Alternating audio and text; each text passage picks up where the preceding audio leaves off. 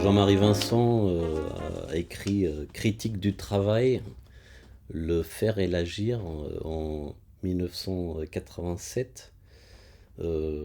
l'époque publié au PUF, et qui vient d'être réédité aux éditions critiques, euh, ce qui est une belle opportunité pour voir l'actualité de cet écrit. euh, qui, euh, qui a développé toute une série de discussions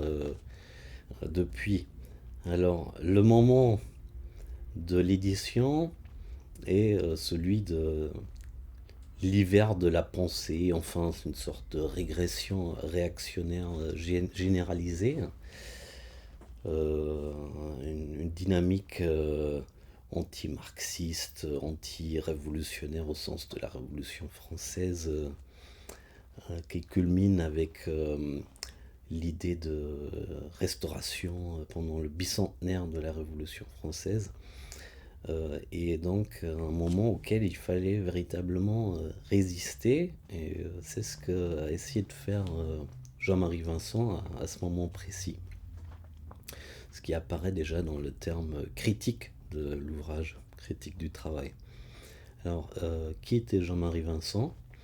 Pour ceux qui ne l'auraient pas connu à l'université Paris 8, où il a formé des générations de, d'étudiants, d'étudiantes, de doctorantes jusqu'aux années 2000. C'est c'est un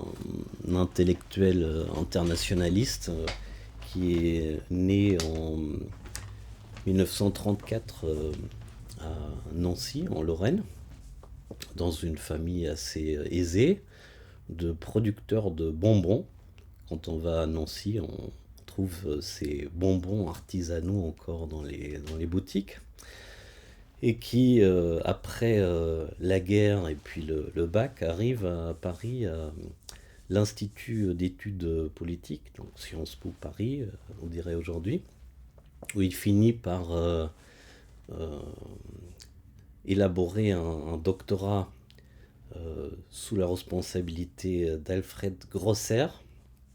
qui est un spécialiste de la révolution des conseils. Alors, pas forcément un révolutionnaire, mais un professeur d'université extrêmement cultivé et très ouvert sur toutes les questions et problématiques démocratiques. Alors Jean-Marie Vincent va réussir à élaborer un doctorat sur la formation d'une nouvelle gauche en Allemagne de l'Ouest entre la période d'après-guerre, donc disons 49, et le début des années 60, où il montre que tous les héritages de pensée critique, d'expérience de la révolution des conseils qui permet d'établir une constituante et la République de Weimar après la Première Guerre mondiale, ne se sont pas perdus, mais se ressourcent, notamment à travers les gauches syndicales et des intellectuels qui sont liés aux luttes sociales, de type Wolfgang Abendroth, et qui vont d'ailleurs influencer juste après 68, comme à Paris en mai 68. Donc ça va être la... Donc il obtient ce doctorat avec tous les honneurs, et ça l'amène assez naturellement au moment 68 à Paris, en passant par toutes les luttes contre le colonialisme français aux côtés de Pierre Naville, qui est un autre, disons, théoricien marxiste, critique et hétérodoxe, complètement mésestimé aujourd'hui, qui se retrouve réédité par ailleurs. Et Pierre Naville est quelqu'un qui vient du mouvement surréaliste, au sens révolutionnaire, contre-culturel du terme, qui était à un moment donné secrétaire personnel de Léon Trotsky en exil à Paris, et qui se retrouve ensuite directeur de recherche au CNRS, propulsé dans la refondation d'une sociologie après la défaite du fascisme, des collabos vichistes et des nazis. Et donc Jean-Marie Vincent est formé dans ces cercles politiques et sociologiques-là, y compris en participant à des enquêtes au CNRS, ce qui complète un peu son dossier. Donc c'est quelqu'un qui est à la fois féru d'histoire, de sciences politiques et de philosophie politique, et aussi d'enquête empirique, de connaissances, disons, sociales pointues. Et lorsque mai 68 éclate, il est extrêmement bien armé et préparé intellectuellement pour saisir la densité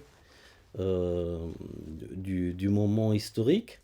parce qu'il a inscrit ça dans un cycle lent entre la libération, la chute de l'Algérie française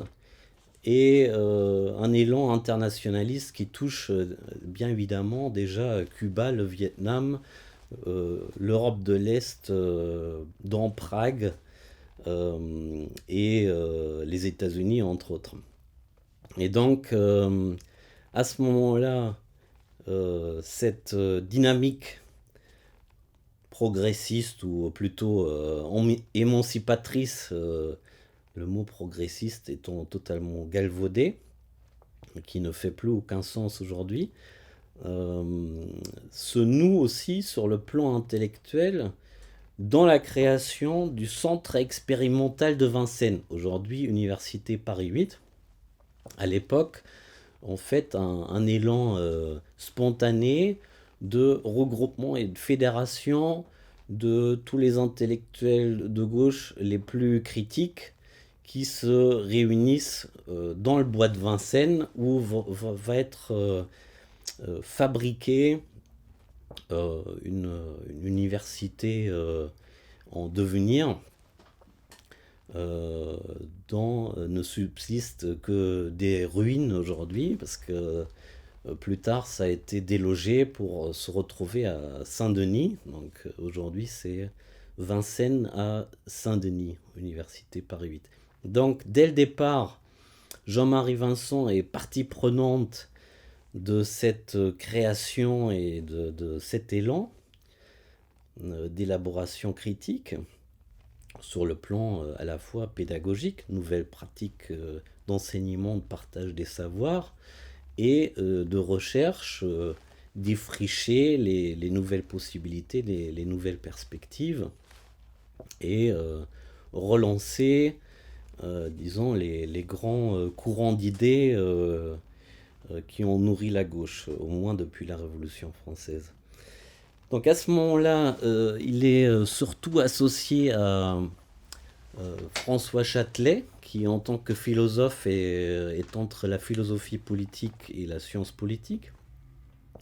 Les deux vont d'ailleurs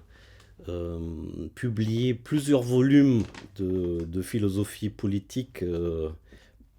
après 68. Et comme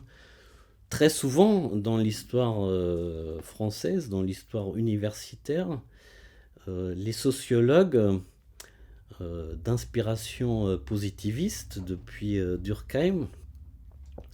refusent absolument l'entrée de ces approches critiques dans leur domaine. Je dis ça en étant moi-même formé comme sociologue aussi bien en Allemagne qu'en France, et disent que ce que fabrique Jean-Marie Vincent n'est pas de la sociologie,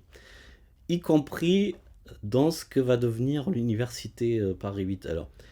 il y a des gens très connus comme Robert Castel qui sont dans des approches beaucoup plus critiques,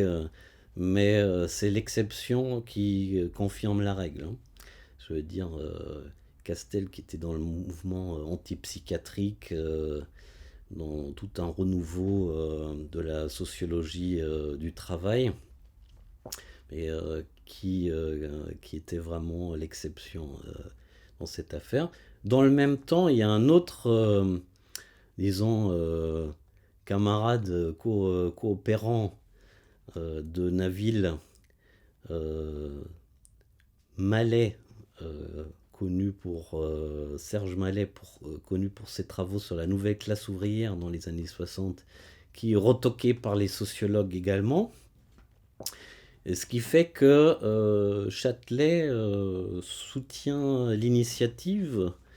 de créer un département de sciences politiques pour regrouper l'ensemble des courants critiques qui ne trouvent pas preneur ailleurs dans la future université Paris 8. Et c'est ainsi que Jean-Marie Vincent devient le véritable fondateur du département de sciences politiques,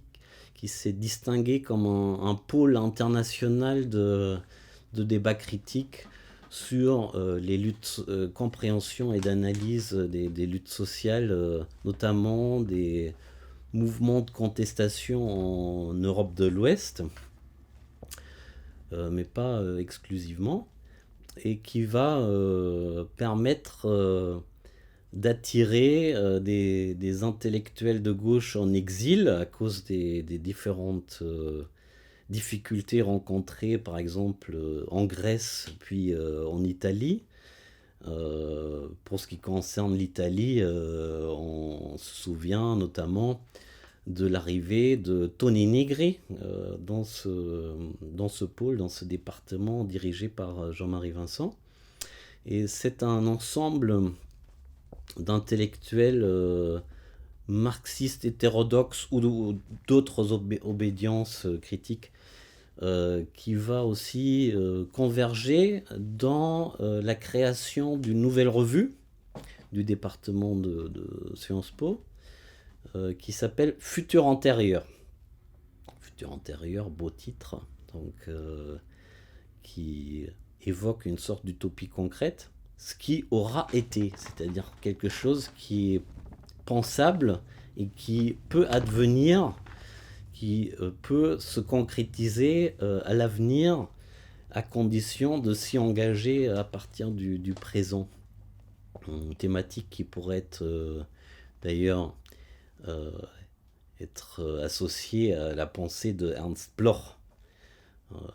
avec son principe espérance et l'idée d'utopie concrète qui s'y déploie. Et donc, Futur Antérieur intervient à un moment où la gauche gouvernementale, parlementaire, lâche complètement prise au moment de la chute du mur de Berlin, qui pourrait être considérée comme la fin d'une erreur tragique de socialisme bureaucratique, mais qui provoque l'effet pratique de décourager des secteurs militants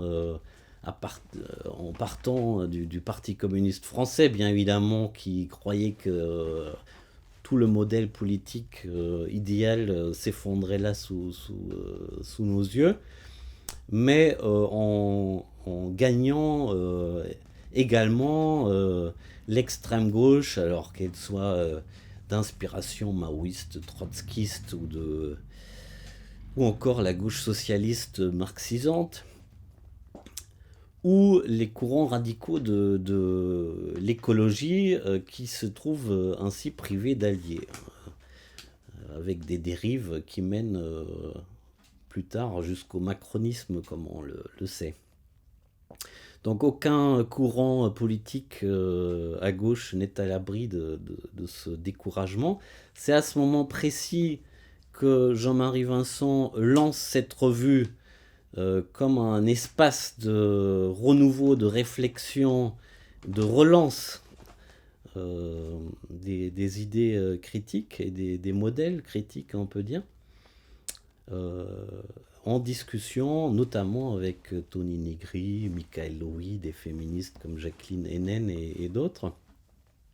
mais aussi en débat avec André Gortz. Alors, on est quasiment au moment, je parle de 89, de la publication de Critique du travail, le livre dont il est les questions. Euh, du coup, le contexte éclaire l'écriture de ce livre. Il faut dire que André Gortz, de son côté initié par Jean-Paul Sartre, euh, qui a préfacé son premier livre, Le Traître, où il trahit la bourgeoisie et la réaction, et non pas la gauche, comme certains le croient. Euh, donc André Gortz, aujourd'hui associé à l'écologie politique, arrive à la pensée politique avant tout par la découverte des écrits, les textes même de Karl Marx. Et celui qui l'introduit en dehors du discours marxiste un peu de façade, c'est Jean-Marie Vincent. Notamment en lui faisant connaître les Grundrisse, les esquisses de la critique du capital pour aller vite, qui d'ailleurs viennent d'être réédités dans une édition allemande scientifique depuis 2017, je pense, avec la nouvelle version revue du Capital, ce qui montre bien à quel point ce développement intellectuel chez Marx ne connaît pas de coupure ou de rupture, mais se déploie tout au long de sa vie dans le 19e siècle. Et donc, André Gortz, tout comme Tony Nigri d'ailleurs, discute les Grundrisse à ce moment-là, à partir des impulsions de Jean-Marie Vincent. Ce qui fait que, vers la fin de sa vie, André Gortz, dans son dernier entretien, qui paraît dans un volume à la découverte, répond à la question de savoir quels seraient les intellectuels qui l'ont le plus marqué au long de sa vie. Donc il répond qu'il s'agit de Jean-Paul Sartre, Ivan Illich, le pédagogue écolo, et Jean-Marie Vincent. Ce qui n'est pas toujours souligné dans les débats, disons, de la gauche réformiste qui se réfère à Gortz, qui ne va pas toujours dans les détails. Bien, donc, au moment de Futur antérieur, il se noue déjà, dans les préparatifs, un débat sur la place du travail. Qu'est-ce que le travail? Est-ce que c'est du travail salarié, comme le dit Marx, ou est-ce que c'est autre chose? Est-ce que c'est une valeur plus ou moins spirituelle? Ou est-ce que ça n'a plus de place du tout? Donc la fin du travail. Tous ces débats commencent à apparaître. Et vont se poursuivre d'ailleurs dans les années 90, et la revue Futur antérieur est un forum pour poursuivre cette discussion dans ses soubassements théoriques, le plus souvent en remontant aux textes et aux écrits en réalité méconnus de Karl Marx. Quand il s'agit par exemple du partage des savoirs, de l'intelligence collective des travailleurs, qui apparaît dans une remarque sur le General Intellect chez Marx, et qui donne tout un débat sur le capitalisme cognitif par la suite, ou qu'il s'agisse de la prise en compte des nouvelles formes de travail en apparence indépendantes, mais en réalité subordonnées, ou précaire, freelance, auto-entrepreneuriat, que sais-je, toute la panoplie de la novlangue néolibérales, et qui peuvent être quand même compris comme une soumission globale du salariat, de toutes les formes de travail au marché capitaliste mondial, ce qui s'exprime dans la thèse de la subsomption réelle du salariat au capital, que Jean-Marie Vincent reprend. Et donc, dans un jeu à trois, une sorte de jeu de billard à plusieurs bandes, il y a ce débat entre le versant Négri qui deviendra multitude par la suite, le versant Gortz dans l'écologie politique et le versant Jean-Marie Vincent qui reste davantage ancré dans un marxisme très critique, hétérodoxe, mais néanmoins avec une filiation historique aux révolutions des conseils de 17 et 18 en Russie, en Allemagne et en Hongrie, avec peut-être des penseurs liés à ça qui seraient Ernst Bloch, Lukács et Walter Benjamin. Tout ce débat, en tout cas, qui se déploie à partir de futurs antérieurs, fait réfléchir chacune des auteurs. Et Gortz, pour ne citer que lui, reconnaît qu'il s'est trempé dans une conception trop anti-marxiste et trop binaire dans les années 80, et que ça l'a beaucoup fait réfléchir, de se faire interpeller de manière critique, qu'il a trouvé ça très enrichissant. Et l'élément clé de sa réflexion est précisément le livre Critique du travail. Le livre Critique du travail, parlons-en justement, tel qu'il se manifeste, qu'il est publié en 1987, à la manière d'un manifeste. Jean-Marie Vincent avait lu le manifeste communiste de Marx et Engels, bien évidemment, comme véritable document qui s'écrit dans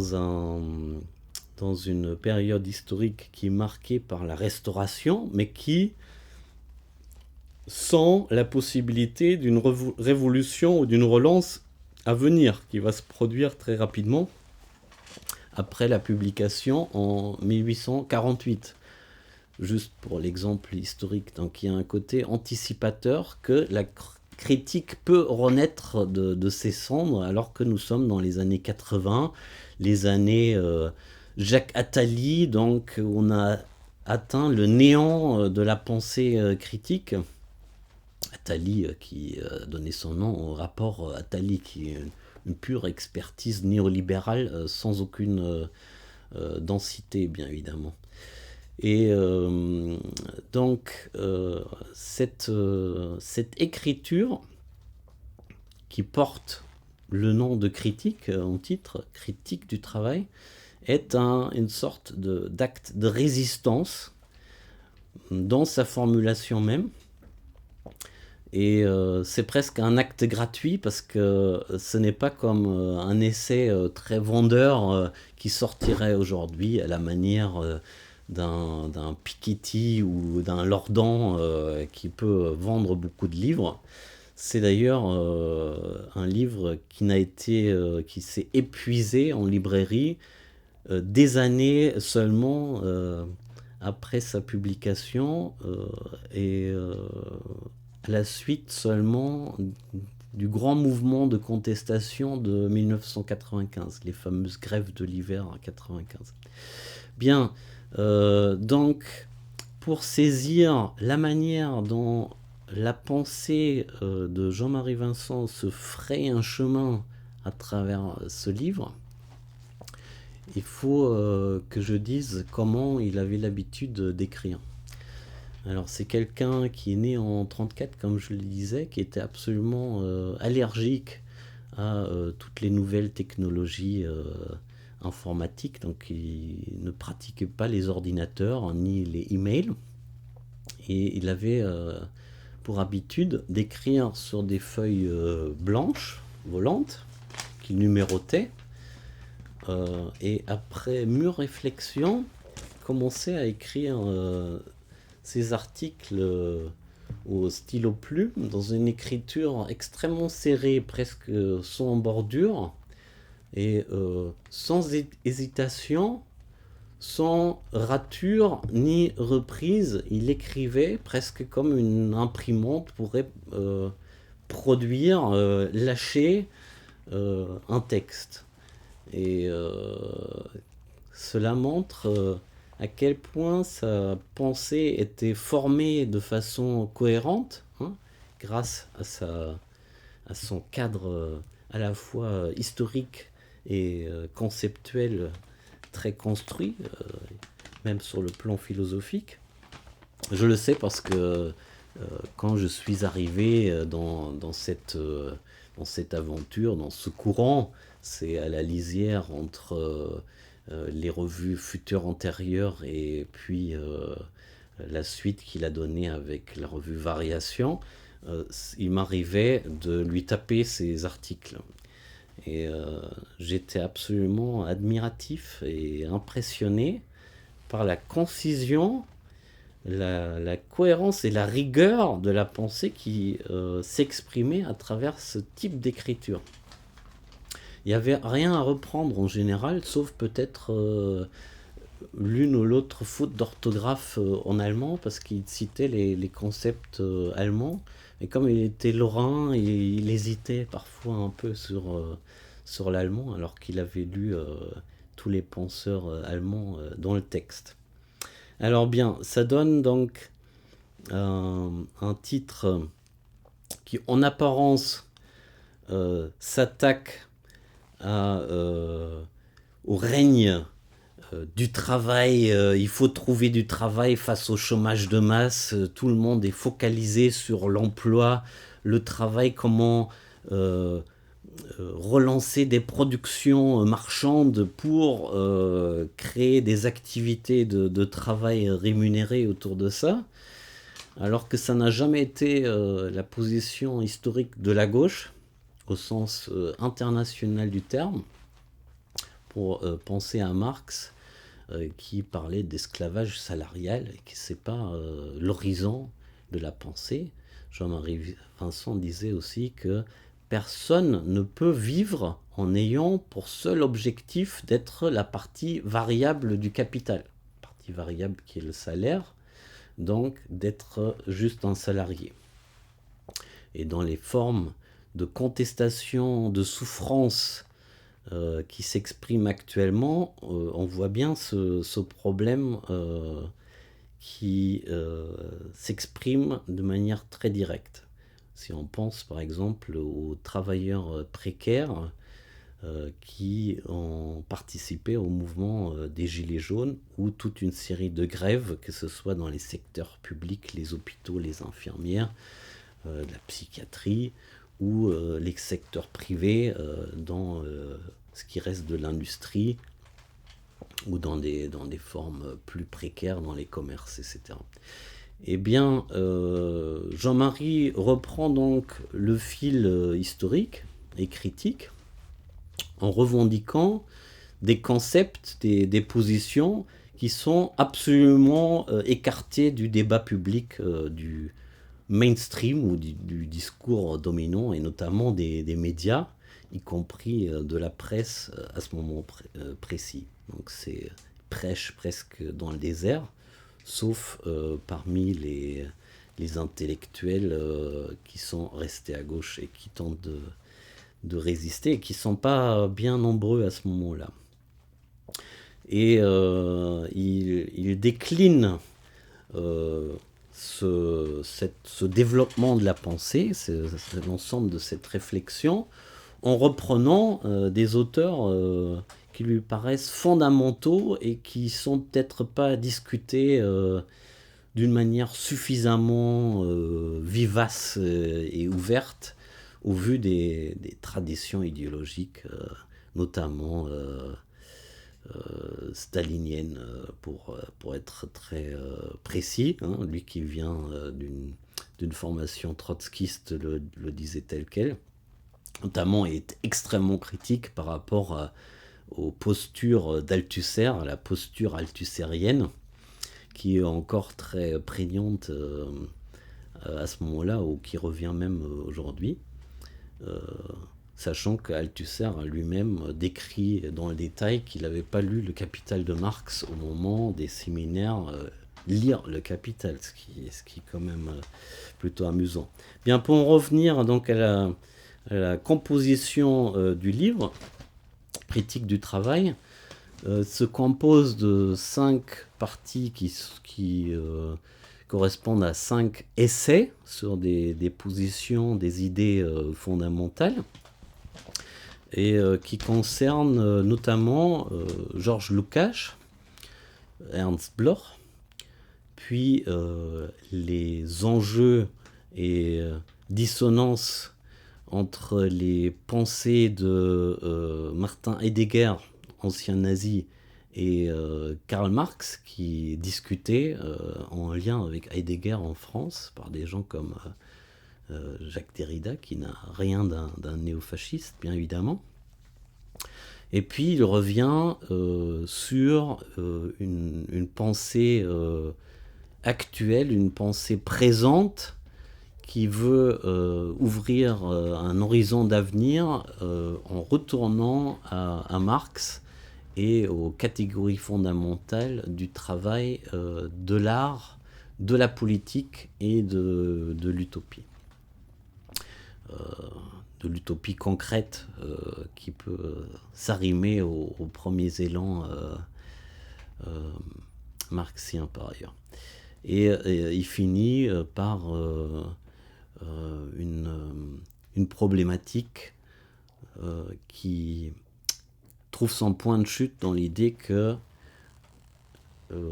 l'approche, la critique marxienne est à venir, elle doit encore venir, qu'elle n'a pas été établie ni par le mur de Berlin, ni par l'Union soviétique ou Mao, et elle est à plus loin venir, donc elle doit encore accoucher. C'est le moment de la gestation, de la création n'a pas encore complètement abouti à un accouchement, à un développement de grande ampleur en réalité. Et dans le choix des idées des auteurs, notamment Lukács et Bloch, apparaît la claire filiation de la révolution des conseils, parce que Lukács écrit après la révolution des conseils hongroise, qui elle-même est liée bien évidemment à la révolution russe et allemande, qui tous trois font tomber les empires de l'époque, l'empire tsariste, l'empire habsbourgeois qui concerne Vienne et donc la Hongrie, l'Autriche-Hongrie, et du côté berlinois, bien évidemment, l'empire prusse de Bismarck et Guillaume. Et donc, il s'agit de penseurs qui ont produit des théories des révolutions qui sont produites en pratique et qui ne sont pas des pures spéculations philosophiques, mais plutôt des tentatives, des efforts pour nommer ce qui se passe et ce qui est en jeu ou ce qui peut advenir. Lukács, donc avec Histoire et conscience de classe, Bloch avec le témoignage de notre temps et son principe espérance, et puis la théorie critique de Francfort avec depuis Benjamin Adorno et d'autres de manière encore plus explicite qui irrigue tout le livre de Jean-Marie Vincent et qui pour lui constitue en quelque sorte la prolongation de la pensée marxienne appliquée au XXe et XXIe siècle. Bien, alors je ne vais pas entrer dans tous les détails, c'est tout le sel de la lecture de ce livre, de le découvrir, des argumentations par rapport à Lukács, et je peux dire que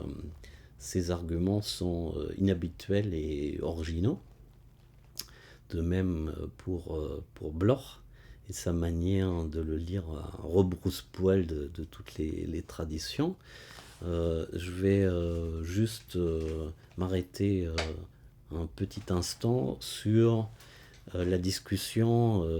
des thèses de Martin Heidegger, en raison de l'actualité. Alors, ce qui explique la relative insouciance avec laquelle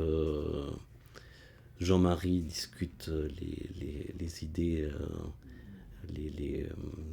positions de Heidegger, qui est un national-socialiste, un facho totalement avéré et documenté à ce moment-là, donc en 87, c'est que en France, encore plus qu'en Allemagne, la démonstration de l'implication, l'engagement nazi à la fois sur le plan politique et intellectuel et même théorique de Martin Heidegger n'est pas encore fait au moment où Jean-Marie écrit ce chapitre, ce qui donne un aspect légèrement éthéré ou spéculatif, alors que son engagement antifasciste était absolument sans faille depuis la guerre et la libération même. C'est que le premier ouvrage qui démontrait l'engagement nazi constant jusqu'aux années 80 et même jusqu'à la mort de Heidegger n'est paru qu'après la critique du travail. Il s'agit de Victor Farias, ancien heideggerien d'ailleurs, qui démontre tout l'aspect nazi de la période hitlérienne, mais aussi de toute la Seconde Guerre mondiale jusqu'en 1945 et même au-delà. Ce qui a été amplement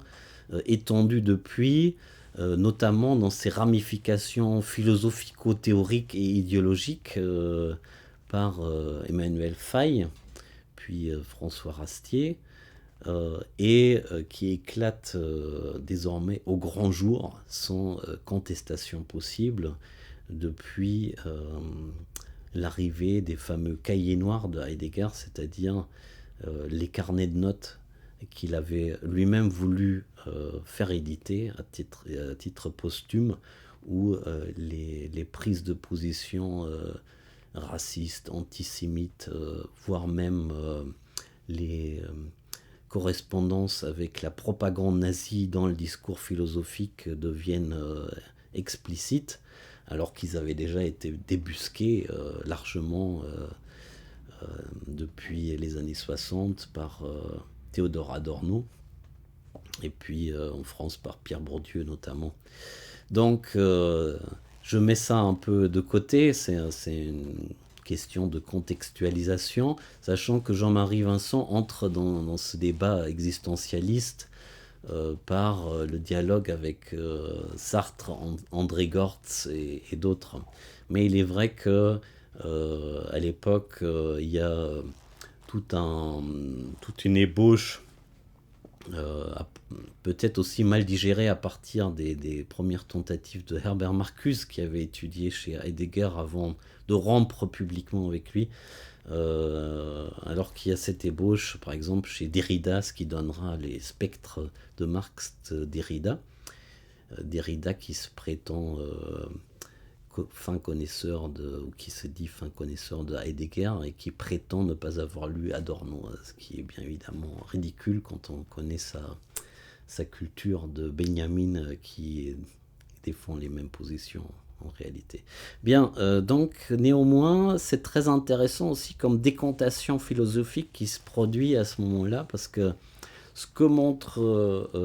Jean-Marie Vincent dans le détail théorique, c'est qu'en fait, il ne peut pas y avoir une philosophie du devenir de l'être qui ne soit pas historique et qui soit dépourvue de sujets qui luttent pour son émancipation, raison pour laquelle il se rapproche et et relance complètement les idées de Ernst Bloch sur le sujet précisément, qui n'avait aucune affinité avec Heidegger. Donc de manière rétrospective, ça se lit très bien aussi comme un dénouement critique, une démystification de Heidegger, même si Jean-Marie n'est pas très explicite sur la justesse des positions de Benjamin et Adorno en critique frontale de Heidegger, mais qui là aussi n'était pas forcément débattu en France pour certains éléments, notamment les cours d'Adorno, n'ont été publiés qu'après la mort de Jean-Marie Vincent, il faut dire. Donc c'est à la fois un document historique, ce livre, un acte de résistance situé dans le temps, et une ouverture sur l'avenir, et sa pleine actualité se manifeste aujourd'hui. Nous sommes en 2019, dans des mouvements de contestation qui partent d'une expérience pratique, comme les ZAD, les zones à défendre, les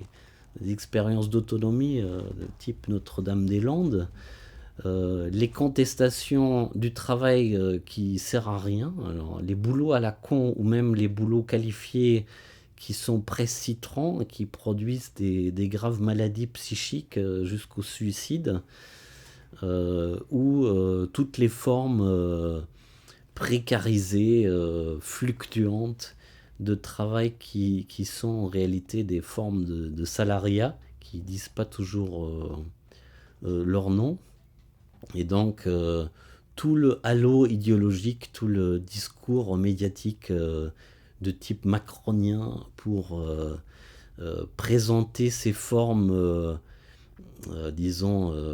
subalternes comme des promesses de modernité ou d'avenir, sont rapidement réduits à néant si on en revient aux fondamentaux de la critique tels que Jean-Marie Vincent